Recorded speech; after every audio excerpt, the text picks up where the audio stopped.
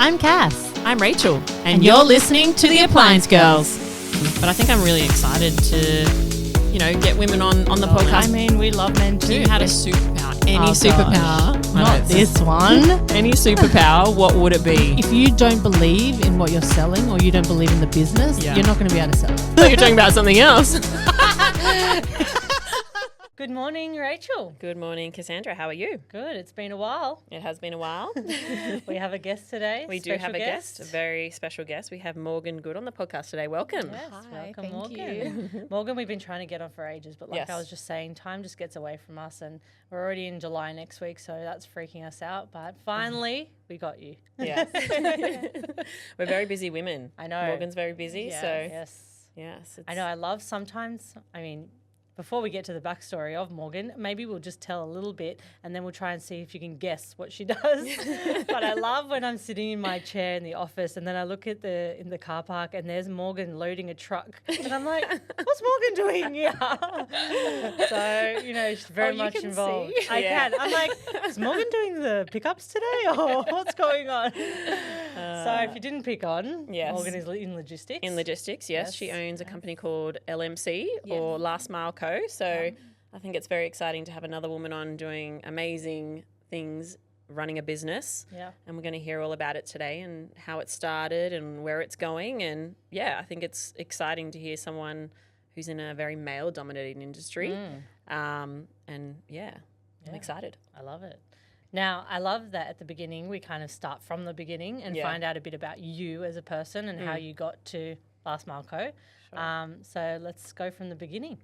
Okay.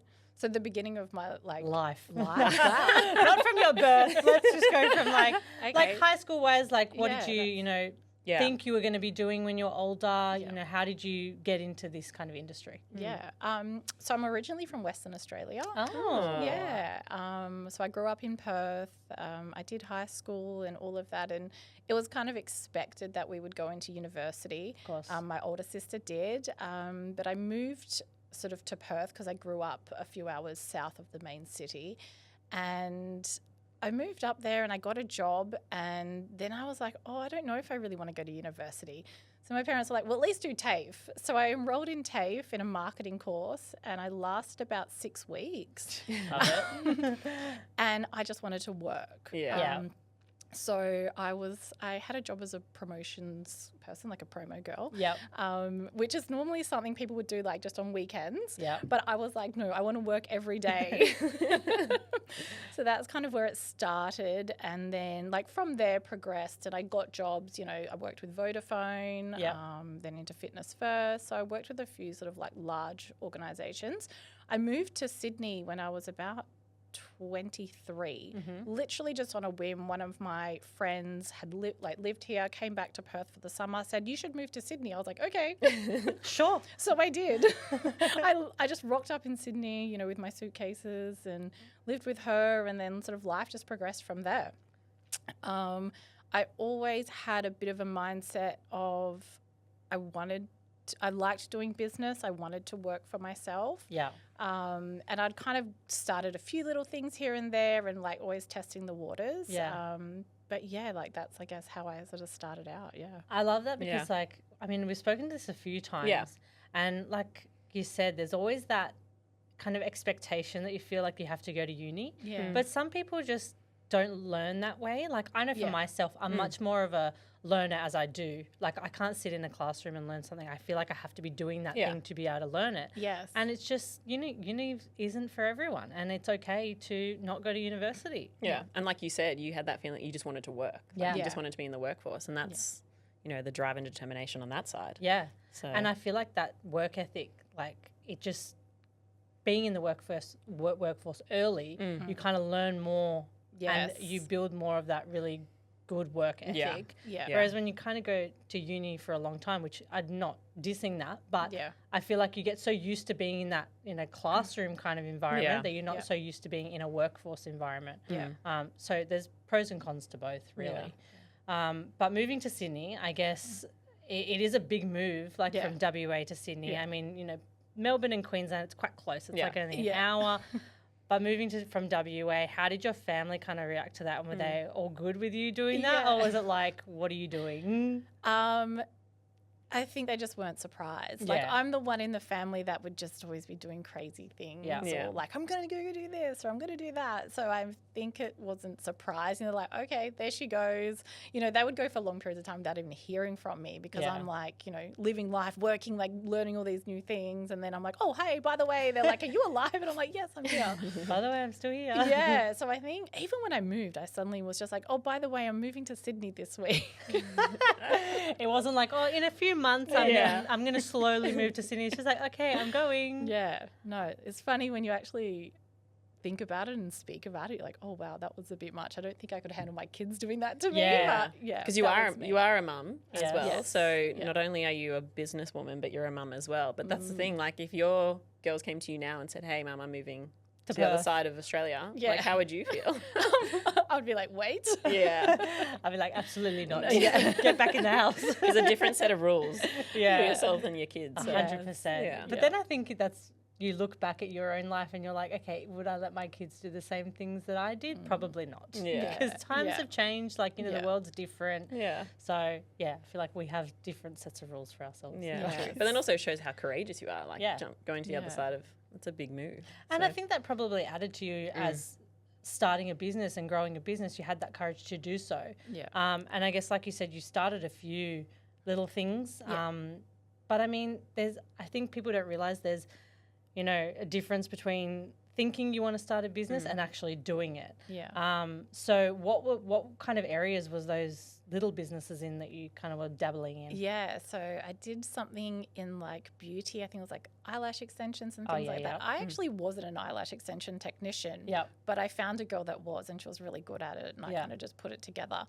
But I was like at a different, I think that was when I may have been pregnant with my first child. And then I ended up just giving it to her. I was like, well, look, like I've set it up and whatever. You just have it. Take it. Yeah. So I did that, fitness industry. What was it? Like my previous partner was a professional fighter. So things in like that. Yeah. Awesome. So, yeah. It's all kind of like service-y based. It is, but very like not logistics. Yeah. Not logistics at all. Not logistics at all. So talking logistics, how did that come about? Yeah. Like where does someone fall into logistics? So it's like, do you sit on the couch one day and be like, I'm going to start a logistics company? So that was with my previous partner. We were together. He was a delivery driver. He had a truck and one client. I was doing something different at the time. And he kept asking me, like, I want to grow. I want to do more. Like, and at the time I wasn't ready. I was like, look, give me 6 months. I'm going to finish up what I'm doing in 6 months' time. I was actually pregnant with our daughter then. And I was like, once I take that time off to have her, then I'll help you. And he was like, okay. So that time came. It was in December. I finished up what I was doing. And, within the first week, I just got him a new client. Yeah. And then it just really just went from there. Like, and it went quite quickly from there. I guess like that's just me. I like to just jump into things and go for it. Yeah. So I guess there wasn't ever a moment I was like, yes, I'm going to do logistics. I'm going to do transport. It was just I saw like an opportunity and I just jumped in and did it. Yeah. And it really kind of grew, I guess, fairly quickly from there. So you transferred your skill base from obviously what you'd been doing previously into this. Yeah. So more on the sales side and getting clients on board. Yes. Yeah. Okay. So that's what I've always done. I've always been in sales for most of my career. Yeah. Yeah. I feel like that's what happens a lot of the time though is like you don't think about in your life, okay, I'm going to go into logistics or I'm going to go into this. It's just kind of, you just fall into it and and then you grow from there and you build something. Yeah. And I think that's what kind of makes it special is it's not something you ever thought you would be doing. That's but right. then here you are, Yeah. you know, like and you hear people say that, like people that have succeeded in their business or in certain fields, and they're like, I never imagined myself doing this, and now I really know that feeling. Like, this was not on my card, like, but I love it, like, and it's amazing to find something you love that you never had any idea that you would love it. Yeah. And how long ago was that you first? Okay, so when I first got into the industry would have been about 7 to 8 years ago, maybe 8 years ago. Okay. Yeah. Yeah. Now. I guess being in sales as well, you got to be kind of resilient because you're going to get a lot of rejection. Yeah. So I guess when you first started, were there moments where you were like, why the hell am I doing this? And like, how did you kind of push through that and go, you know what, let's just keep going? Funnily enough, no. Good. Yeah. I've had other people have asked me, why are you doing this? Because obviously there's just so much stress involved in running your own business, and then the transitions that I've had to make since then. And people have said to me, you know, it doesn't need to be this difficult. You won't be this stressed out. Why don't you go? You could go get a job with like a big company that they'll pay you loads of money. Yeah. And, you know, your life would be so much easier. And I just, no. Yeah. I was so determined on the path that I was on that like, no, I'll stick it out. So yeah. I think if I'd let any doubt creep in, I probably would have given up. Yeah. But yeah. Wow. It's like, I feel like when you own your own business as well, you kind of feel like you have a purpose, and when you believe in it, you're kind of like, I want to push it even more. Yeah. Correct. So, but that's something instilled in you that's what you want. It's not, I feel like you're born with that passion and that desire to actually continue with what you're doing. Because it's right. You could just go get a job somewhere else and won't be as stressful and get paid just and work 9 to 5, go home, and that's it. But it's something in you that's like, no. I want to build something and look back on it. Yeah. So, yeah. And I guess from where you were in the company from day one to where you are now, how different is what you're doing now, like roles-wise? Yeah. So I guess the good thing, when I first started out and was growing that business, I think I felt like I was doing everything, which is very common for people in small businesses. The one thing that has changed to where I am now is that I had a transition. So I finished up in that company, started a new one, and the blessing in LMC is that I haven't, as much as I still have jumped in and done all the different roles, I have a great business partner who allows me now to really focus in on what I'm good at and what I enjoy doing. Yeah. And he focuses in on what he's really good at and he enjoys doing. And I guess that's the difference in my role now. It's still just as challenging and difficult, but I get to focus more on what I bring to the business, which is more the sales and client relationships and things like that. And the vision. Like, I'm more of the vision, you know, where are we going to go? Yeah. I think that's super important when you have a business partner to set those boundaries and set those roles, because you both have totally different strengths. It's the same with Michael and Dayan, you know, they're very different, but then they both have their set things that they want to focus on that they're both good at. Yeah. And it's like, you know, if you're good at sales, you're not going to be the one doing the technical admin stuff on the back end, because it's like, I'm not really good at that. I'd rather focus on the clientele. Yeah. So I think it's important to have those set boundaries to say, these are what we're going to focus on. And then also you were saying how you've done all aspects of the business as well, and having, which I think is so important for a business owner, is to understand every aspect of your business. Yeah. Whether it's from delivering, as we've seen, to us, or, you know, packing the van or the trucks and those things, because then you have an understanding of what your employees deal with on a day-to-day basis, which I think is really important. Yeah, no, I'm a huge believer in that. So, because I basically, with every area of the business, I want to build it and create it so I know what's expected of everybody before I hand it. And I kind of get the basics of it and how I think I would like it to be. And then obviously there's people that are far better at that than I am. And then they can refine it. And so that's definitely how, you know, where I focus my attention, I think as a business owner, you know, you would be stupid not to know the ins and outs of your own business. It's like, and then that's where you can show your team, you know, I've done this, what do you think of this way? And then they can go, oh, maybe we could do it that way. And then you're just like, wow, that's a point of view that I didn't think of, but it sounds good. But then I feel like it just makes them respect you a bit more, because they're like, oh, she knows the ins and outs of it. So let's work together. Like, I will get on a truck and deliver it. I know. I've seen it. Don't worry. We witnessed it. And how does it come down to that? Like, is that where, you know, you feel like the team needs you and you jump in? Is it someone sick? Is it just, you know, like, what day do you decide, hey, I'm just going to jump on the truck one day? Or we're on the phone hounding, like, we need a delivery. Morgan, I need you to come now. Probably that. Probably a bit of all of that. So obviously, being a small business, you just run into issues. So I remember the first under LMC, our first Black Friday Oh gosh. was out of the park. Like, it was huge. And it was, and speaking to the clients, they even said, look, this is actually a lot bigger than what we expected for this year. And so it's really just thinking I was prepared, we'll just get a couple of extra trucks. We'll just get a couple of extra stuff. Really should have just doubled it. So that's how I found myself on the road, because at the end of the day, like, that's what we do. We deliver products. There's no use me sitting in the office. Like, if we need to deliver, then we've just got to deliver. So that's where that comes about. And then sometimes, there might be something urgent, or a client needs something, or it helps them out because maybe, a mistake's happened in their side of things. And like, I'll jump in the truck and go, let's just go get it done, because, we help each other out. Because you're really the middleman, because you've got to deal with your client, but then also the client's client on the other end. Correct, yes. So then if something goes wrong, you're getting mad at from two different sides. Yeah, so correct. But I think that shows a lot about you as a business owner to your clients as well, because they'll see, oh, Morgan's getting in the truck to go do my delivery because, there was a mistake or whatever, and it shows that you're kind of willing to own up and say, I need to get this done for you. So I think that's great on a client perspective too. That's literally, I feel like, how we've built the business.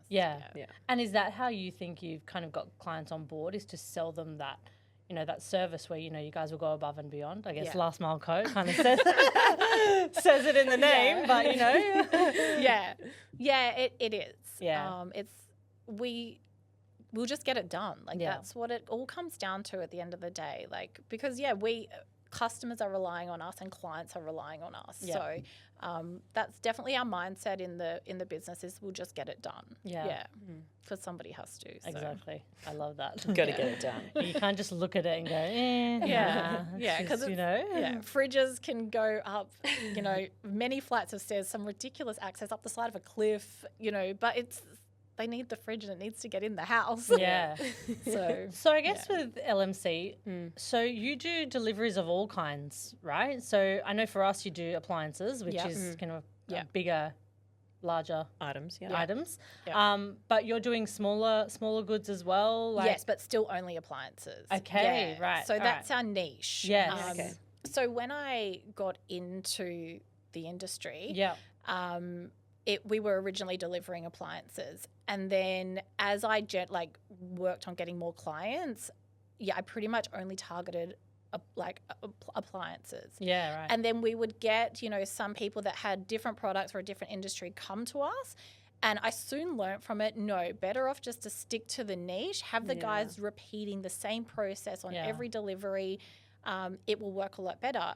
And I also discovered that there's a whole market of the small to medium retailers that needed a really good solution for delivering their appliances. That's interesting. I thought you did everything, but I feel like, when you do find your niche, you just double down on that. Yes. Because there's a lot of people that just try to do everything, but that's when you kind of get bombarded and it all tumbles. Whereas when you focus on that one kind of genre, or whatever you want to call it, you kind of get good at that, you become the expert at that, and then that's how you grow your reputation.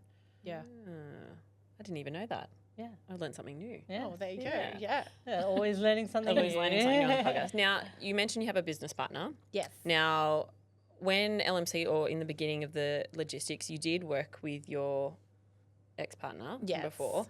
Now, we've spoken a lot before about, we work with our partners and it works, but I think it's also important to know when things don't work. Do you want to share a little bit about that? You don't have to, you can share whatever you want to share. Yes. So, so my initial phase of logistics was working with my partner, and whilst we actually built we built quite a good business, it's really difficult for us to work with your partner. And unfortunately, it just didn't work out. And it actually completely combusted.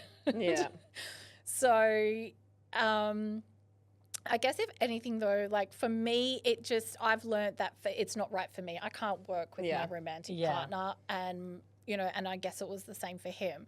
It ended quite badly, unfortunately, but that actually launched me into LMC. So I went from having 1,000 square meter warehouse, all of these clients, all these trucks, a business partnership with my partner. And I tried for probably about a year after we'd broken up to still remain business partners, but it was just really difficult. And looking back, like, understandable, not only for me, but for him as well. Like, it must have been really difficult for him also. Unfortunately, at the time, it just became quite toxic and difficult, and literally overnight went from having this business with him.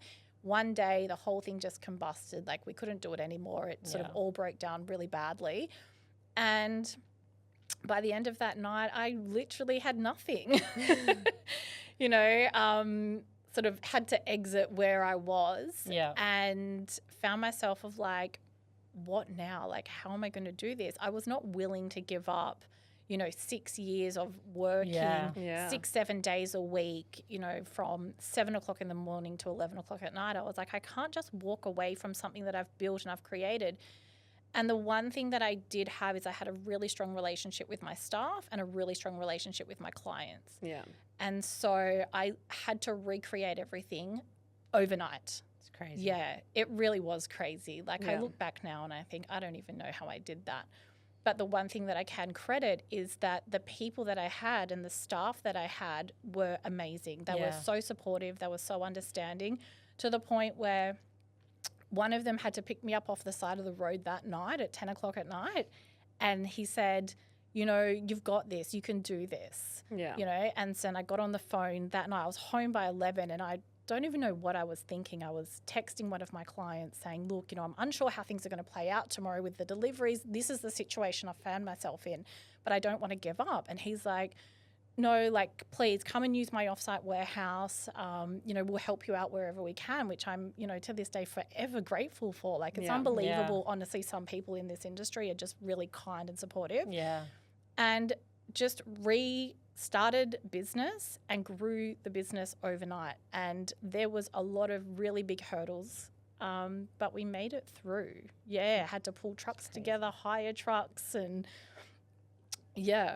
But it's crazy. I mean, like you said, you've worked for 6 years building this business, long hours, like you put your heart and soul into it. It's not that easy to just go, okay, it's over, at the click of a finger. Yeah. And I think your honesty with your clients and your staff probably made them, be able to help you and work with you because they trust, everything that you were doing. And I think, that client helping you, who knows, like maybe if they didn't help out where you would be now, it's always kind of that serendipity kind of, thing. And but it's people showing belief in you. Yeah. And, just even one person showing belief in you launched you into what you are now, which is amazing. But I think it's important talking about that it doesn't always work. Yeah. Because so many people, like, we work with our partners and we've spoken about the challenges of what that's like, but it's not all... What's your saying? Rosy, happy dandy roses. Like, it's not. It is really hard and it can be taxing. And I think people need to be made aware of that it can actually, pull your relationship apart and be honest with that. And that's not just with partners, that's with family as well, I work with my brother as well, and sometimes I just want to rip his head off. I'm like, why are you doing this? Yeah. But then I have to think, I'm like, okay, take my stuff back. This is not, this is manager position, not brother-sister position. Yeah. But it's so much easier to fall in that argument when it's your family member or your partner, because you're like, this is not a work. This is like personal. Yeah. So it's so easy to fall into that. Whereas when it's a regular staff member, you're not going to start arguing with them about something. Yeah. And, it's like, it's very hard to pull yourself back and look at it from the outside and go, wait, this is work phase, not personal phase. Yeah. But, it's hard. And that's what people need to know, is that it's not all easy. Yeah. And, you go to work and you work by day, and then when you go home, it's like, oh, yes, all good, but, we're all happy and everything. It's like when you're building a business, you care so much that you take it home and you're still talking about it at home, and that's where it kind of fizzles. You know how they say that, like, when you have children, that children actually do put pressure on a marriage or a relationship? It's the same thing. Your business is your baby, and that puts so much strain on your relationship, because then it's not about what's happening at home, like, it's everything else compounded. That is so true. Yeah, it's another child. Yeah, it is. And I think you sharing that it didn't work. Yeah. But then also the other side of how resilient you were to go, you know what, the next day I'm going to pick myself up, I'm going to restart, and I'm going to, and where you are now, like that's amazing. Yeah. And some people want, you know, those amazing family businesses, and some people are really successful in it and do really well. And for other people, it doesn't work. I think it really takes a really strong and intelligent mindset to make a family business work. And I give credit to the people that have made it, you know, successful. For sure. That's amazing. Unfortunately for him and I, like I think mentally neither of us were at that point where we could do it well together. We actually did do it really well, but then there was always that factor of like, you know, emotions get involved and too strong emotions, you know, especially when you're in business, you need to kind of keep the emotion out of it. But it obviously spilled over. But the one thing I can say is for us, you know, it broke down, it didn't work, but working separately has worked. And thankfully now I actually have a good relationship with him, you know, we've got a friendship. We can say that we're friends. Yeah. And he's still in the industry and he does his own thing and he's going really well at it. Yeah. And I'm doing my own thing and we're going well at it. And it's good. And it's like we actually got out the other side of it and we run better businesses separately. Yeah. And that's the positive that's come from it, you know, like through all the negative, there has been that positive that's come from it and you are now, you know, on good terms. And I think that's so important, especially with your child, you know, you guys have that relationship now where it's not hateful, it's just amicable and it's all good. But then that was your path and your journey is that you were together to build that, but then now both separate in the same industry, but cheering each other on in a way. Which is good. Much. It took a while to get there. I can imagine. Yes. It was also fierce competitors at first. But definitely at a point where we're both like supportive of each other's, you know, and ambitions. that's good. I guess that happens a lot, more than what we think, where people's businesses do just one day just implode. And there are a lot of people that do just say, you know what, that's it for me. What kind of, looking back on that night, what advice would you give to yourself, you know, that night or anyone else that this has happened to? Just to kind of keep pushing forward, I guess. Yeah, to just believe in yourself no matter how bad it is, because mine was bad, like really bad, and the people around me know what happened. But to believe in yourself and to only surround, I think this is a really important thing, because it's what I learned from that whole transition, is surround yourself with people that believe in you and people that are positive and people that have the same vision as you, because that is what saved me. The guys that I work with and the guys that stuck by me, you know, like I give so much credit to them because they didn't have to. Like it was not pretty.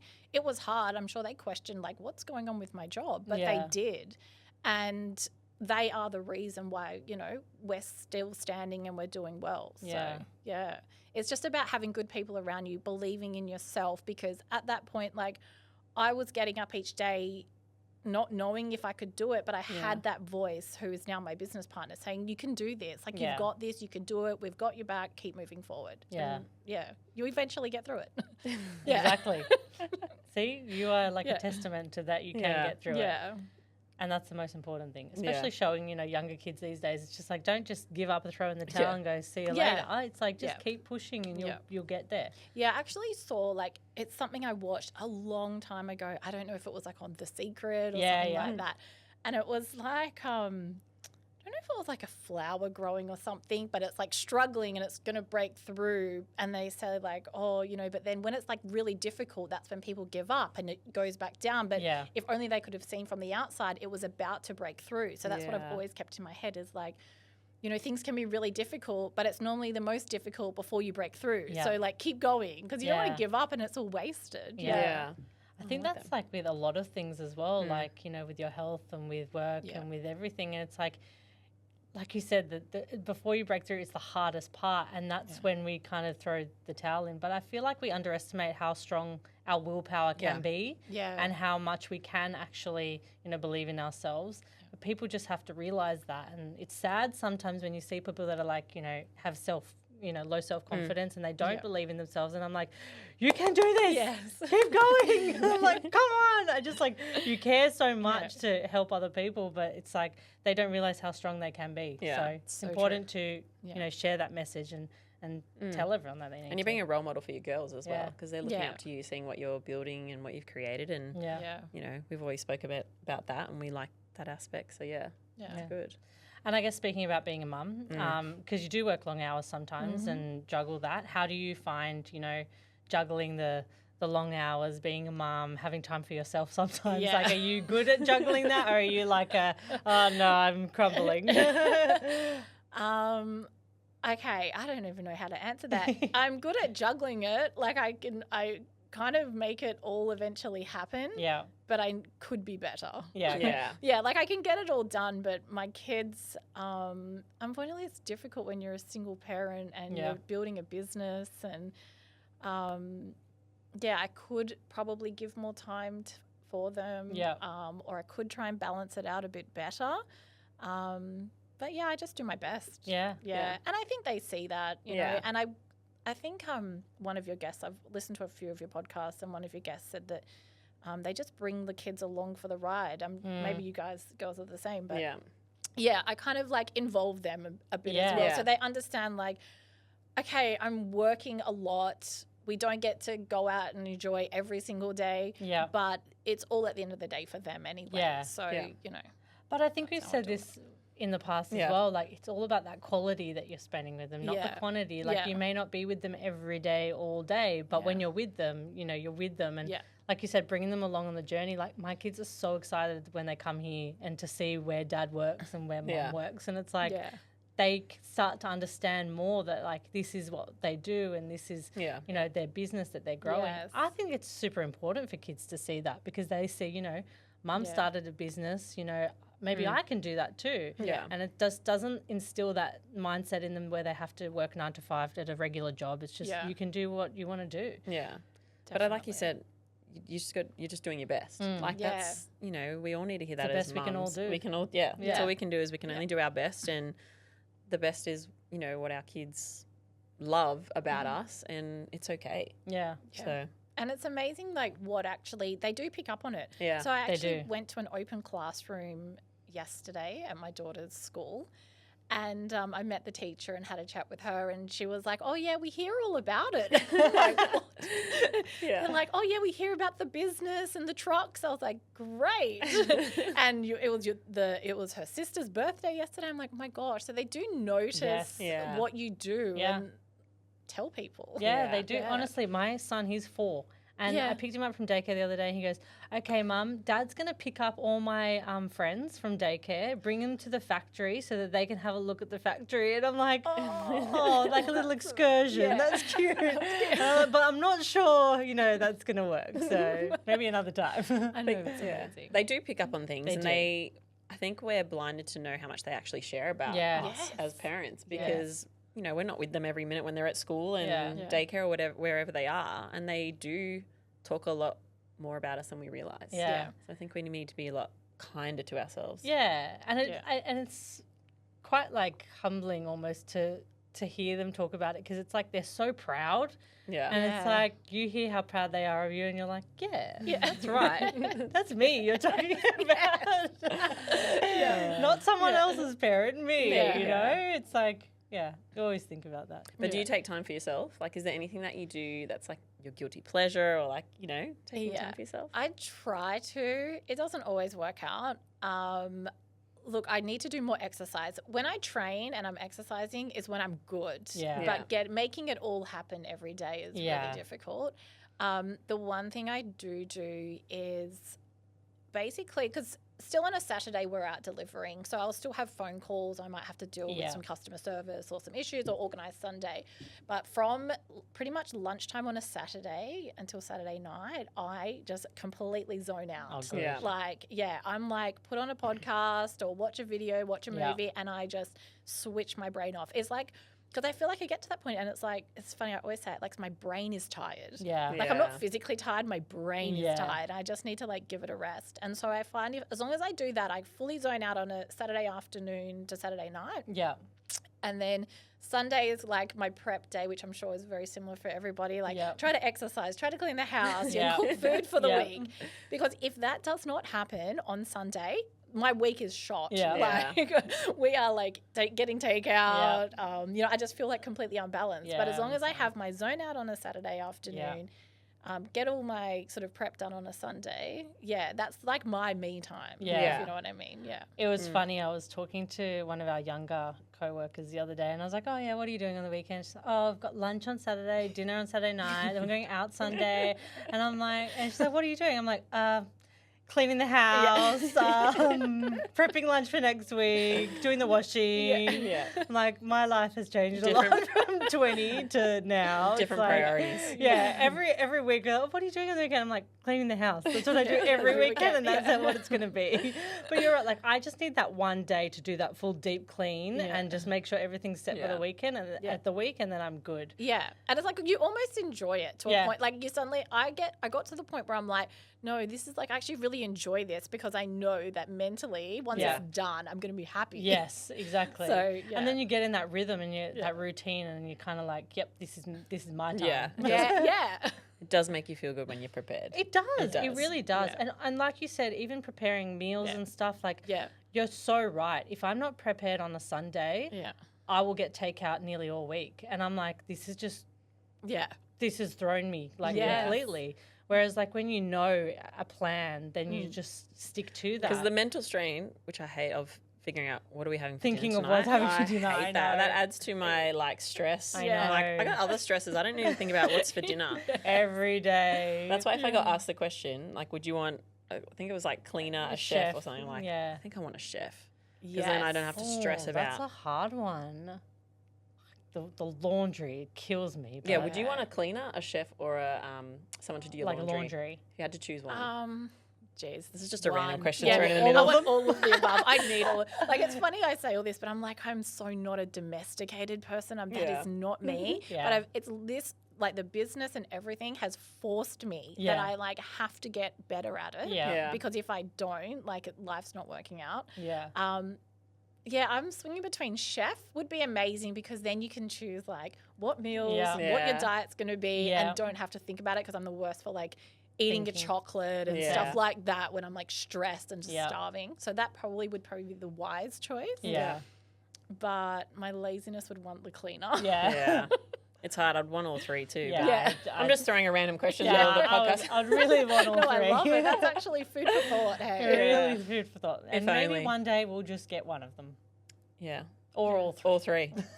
My laundry pile at the moment's terrible. But anyway. I know, back to it. On track. All right. So, obviously, logistics, it's quite a male-dominated industry. And I guess when you started, you were on the road doing sales and everything. Did you find that you had any kind of... pushback? Yeah, pushback or kind of that stigma behind, you're a woman owning a logistics company or anything like that? Okay. Like, yes and no. Yeah. I have never been one to subscribe to the, I'm female, I'm different.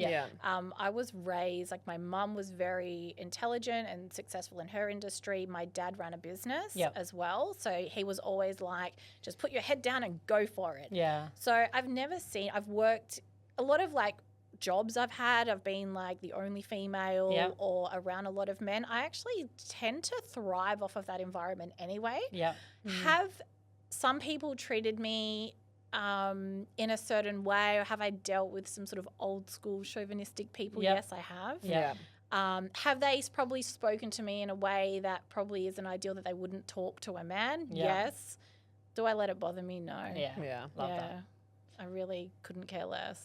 As long as I'm doing business and I'm doing what I want to do, I'm all good. Exactly. That's good. I feel like that says more about them than you, absolutely. as a person. So, but I will say, like, in the industry, no, not really. It's only when I've dealt with people that are like not quite like, not clients or customers or anything like that. It's more being people on the outskirts. Dealing with property and stuff like that. Yeah, for sure.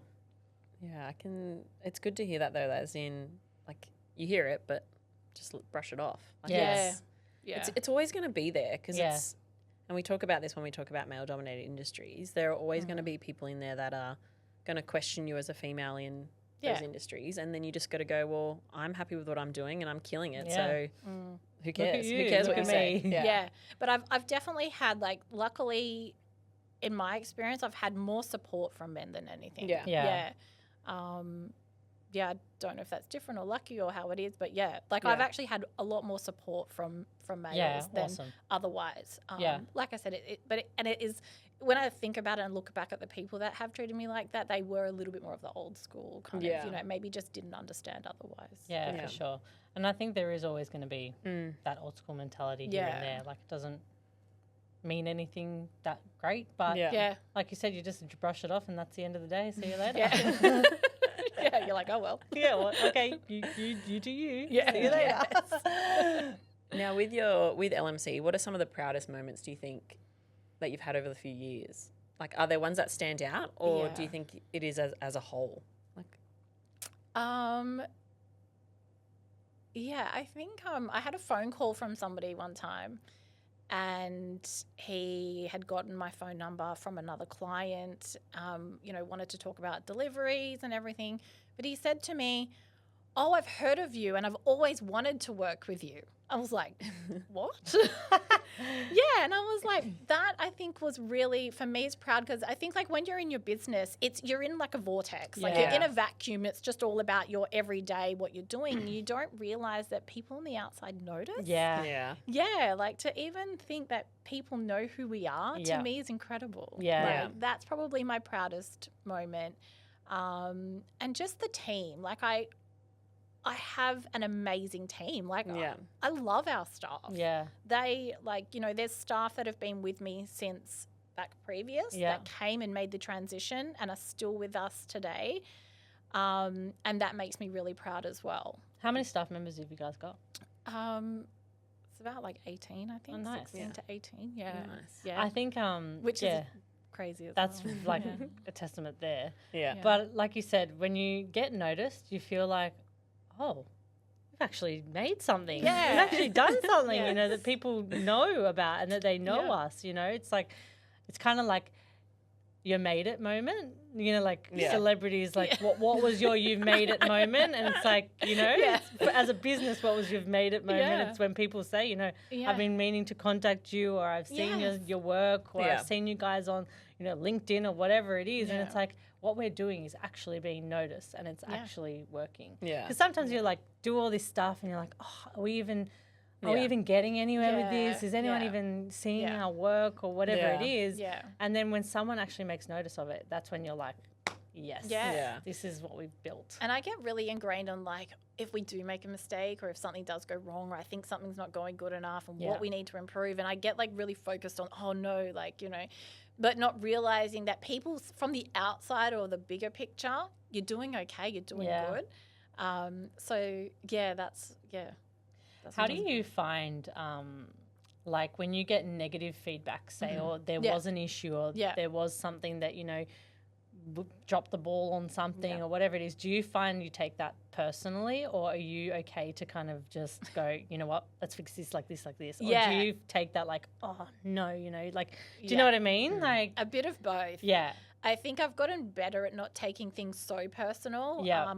Yeah. I think I took on so much because I took everything personally. Yeah. I've definitely learned to separate myself out a little bit and go, okay, like this isn't good, but we just need to fix it. Yeah. That's what I really try to focus on. We'll just fix it. And, try and smooth things over and, make sure that our clients know that, we're working on it and we'll do better next time. But, that's the one thing we do try to focus on is like, if something does go wrong, that we just get onto it and fix it. Because everything, it happens with everybody. Of course. Things don't go perfectly for everyone. And I've had clients that will help us out. We've made a mistake and they go, oh, don't worry, what we'll do is we'll do it like this. I'm like, okay, great. And we do the same for clients as well. Yeah. Like, we've forgotten to put this on for delivery, but it's like, a customer that's got really high expectations. Can you sort something? Sure. Like, and I find like that, bit of give and take, helping each other out gets us a long way because, like I said, our clients are mainly in that medium kind of level. Yeah. So they still are sort of smaller businesses. They're not, may not have all the resources that they need, but if we kind of help each other out, then we all grow together. Yeah, so, for sure. Yeah. And I think like we always think about it, the end consumer and, and we're always quick to, go, oh, why did they write that review or whatever it is? But then you always kind of have to just sit back and go, sometimes I'm like that with businesses because I haven't got the service I expect. So it's all about that like empathy and thinking, okay, what would I want in this situation? I think that's a super important tool to use. Yeah. And I think that's what we try and instill in our staff as well, is just instead of going, you know, when you get off the phone, oh, that customer was so hard or whatever, it's like, well, how would you feel if your situation was this? Yes. You know, that you didn't receive your washing machine and maybe you haven't had a washing machine for 3 weeks, you've got 6 kids that you need to do washing for. It's like, we need to empathize, guys. So, it's just that one tool, it just changes, I feel like, your mindset for everything. Definitely. Yeah, I was going to say, I was like, I was just thinking, but I didn't know if I want to say it. I went all Karen the other day on Origin Energy, and then I got off the phone and I felt really bad. And my kids were really mad at me because they're like, you're such a Karen. But I was really frustrated. And then I got off the phone. I'm like, oh, that's what our girls have to deal with on the phone. I shouldn't have done that. Yeah. I did apologise to the guy on the phone. You did apologise. But see, that's a beautiful thing to do, is to apologise. I had empathy after the fact. Yeah, exactly. As a customer. At least you did. At least you did. But look, things go wrong. Yeah. And that's the thing, like, I think we say a lot to our clients. Like everyone's human. Mistakes happen, but it's the fact that you own up to them and that we're happy to fix anything, and you know, you guys are the same. That you know, mistakes happen, and you got to do what you can to help fix it. And I think that's important as a business owner to realize as well, because then your staff aren't like scared to tell you that maybe they made a mistake or they forgot to, you know, load something or whatever it is. Like they're going to tell you and they're going to be like, look, Morgan, I've done this. What can we do to fix it? Rather than just trying to hide the fact. Yeah. Because a lot of people will do that if they think, you know, I might get fired for this. It's like, well, I'd rather you be up and front and honest, and then we can fix it together. Yeah, definitely. And with what we do, that's really important. Yeah. So we just try to make it like, okay, things happen. You know, we obviously, you want to make sure that it's not going to happen, but from time to time things happen. Just let us know so we can deal with it. We can fix it and move on. Yeah. And then the really good thing is, you know, you always do, you know, the odd time, you will get a bit of a discrepancy where somebody might accuse, say, oh, well, I think your drivers did this. Yeah.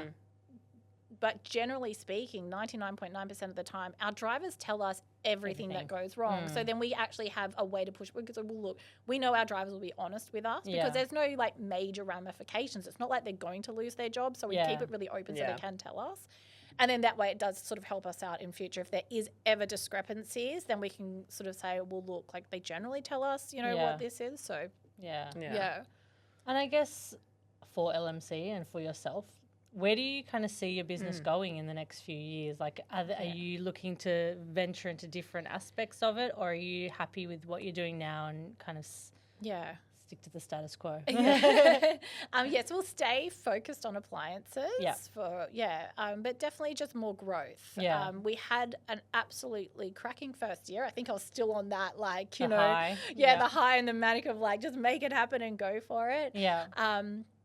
The last year, which I think is something that I've learned from maybe my previous experience and then coming into this and also working with my business partner, is I would be all go. I would be like, yes, we'll do it. We'll get everything. And he said to me, just wait, slow down. Let's pull it together. And so then last year it was more just focusing on the clients that we do have, what we do, you know, and just improve on that. And we're still doing that this year. And then another sort of launch forward again, maybe, you know, the second half of this year or something like that. So, just focusing on that, maybe expanding what we do. You know, the big dream is to be all around Australia. So maybe we'll check back in like 5 years.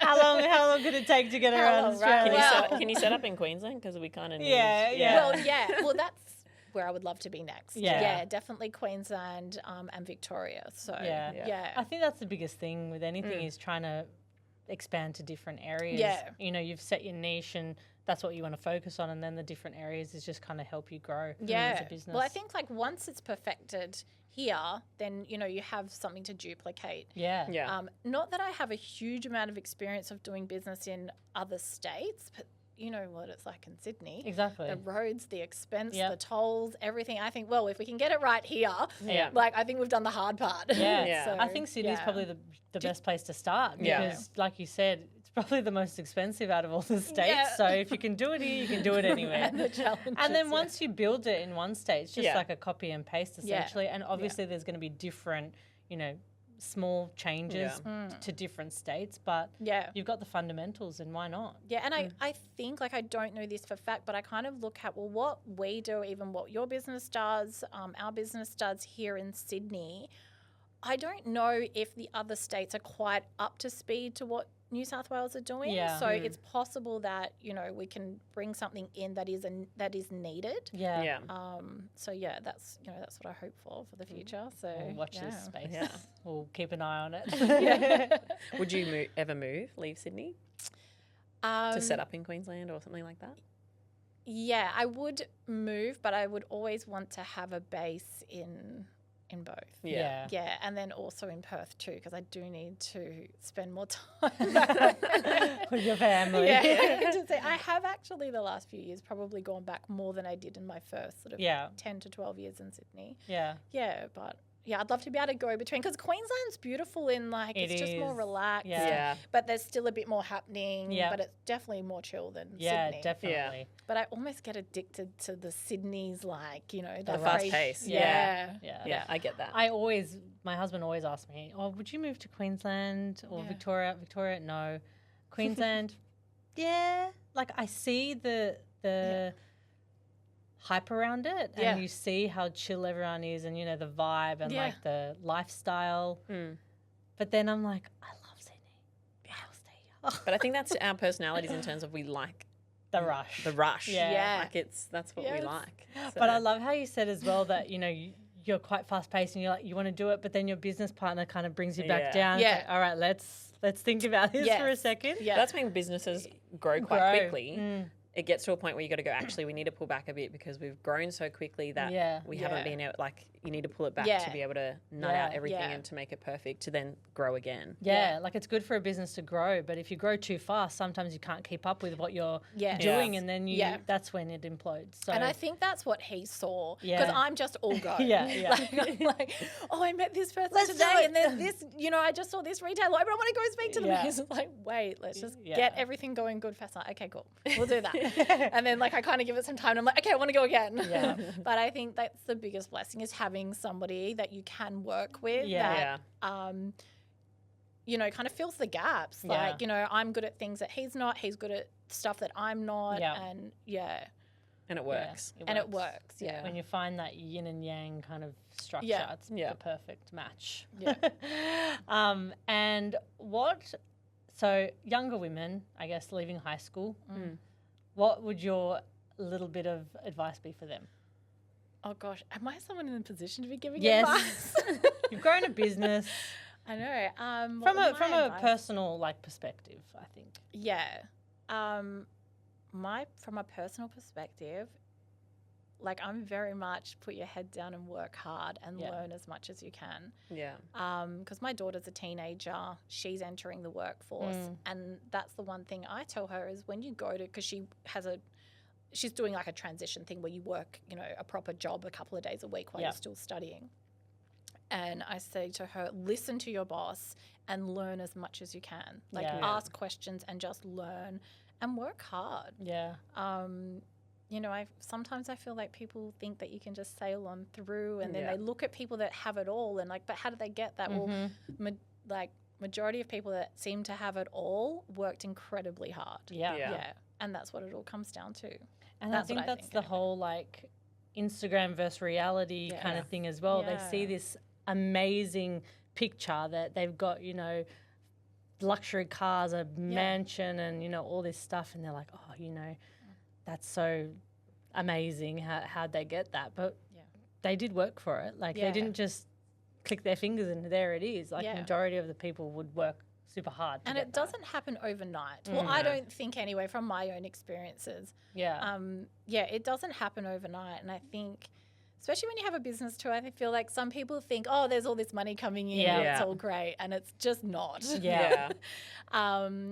But you put in that work and you're resilient and you keep trying, you keep pushing, and eventually you get there. Yeah. So, I think there's that whole image around owning a business that it's so amazing. And like you said, there's all this money coming in, but then you don't see the, there's wages, there's taxes, there's rent. There, it's like, all the money going out. Outgoings as well as ingoings. I think that's one of the biggest misconceptions is that just because you say you own a business, you must make money. But like there are so many businesses out there that just run at a loss and people aren't actually making money. But it's just that massive misconception that, you must have heaps of money, but it's not the case. But if you work hard, your ingoings will be bigger than your outgoings, and that's where you want to get to, really.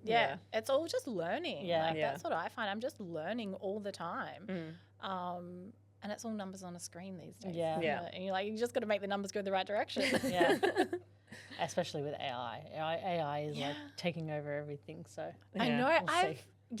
But they can't drive your trucks, so you guys are good. Right, Well, not yet, until they have the self-drive trucks. That's maybe in another 10, 15, 20 years. Hopefully we've made it big and I'm out. Exactly. By the time that stage comes around. Hopefully. But AI, my gosh, I've only dabbled in it. I don't even know what it can do. Oh, it can do a lot. Everything. It's crazy. Do you use it? Okay. Yeah, we've been starting to look into it. So my business partner, he's more into the AI, and he'll I'll be asking questions. Oh, no.